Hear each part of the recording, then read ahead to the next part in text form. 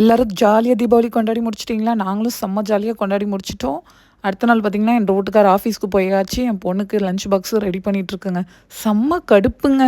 இவ்வளோ வேலை நேற்று செஞ்சுட்டு மறுபடியும் காலையில் இருந்துச்சு. லஞ்ச் பாக்ஸ் ப்ரிப்பேர் பண்ணுறது அவ்வளோ கடுப்பாக வருது. ஏன்னு தெரியல. அவ்வளோ சோம்பேறித்தனம்னு வச்சுக்கோங்களேன். இன்றைக்கி மத்தியானம் லஞ்ச் பார்த்திங்கன்னா, மீன் பொரிச்சிட்டு தயிர் தாளித்து வச்சுட்டேங்க. ரொம்ப சிம்பிளாக. ஏன்னா நாளைக்கு நேற்று நிறைய ஒர்க்கு.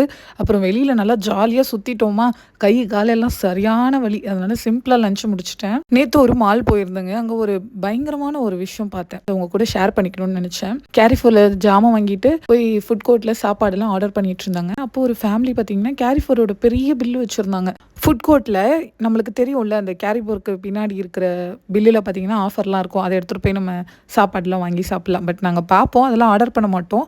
பட் அந்த ஃபேமிலி பார்த்திங்கன்னா, அதில் என்னென்ன ஆஃபர் இருக்கோ அந்தந்த கடையில் போய் அதை மட்டும் வாங்கிட்டு வந்து அழகாக ஃபேமிலியாக உட்காந்து ஷேர் பண்ணி சாப்பிட்டாங்க.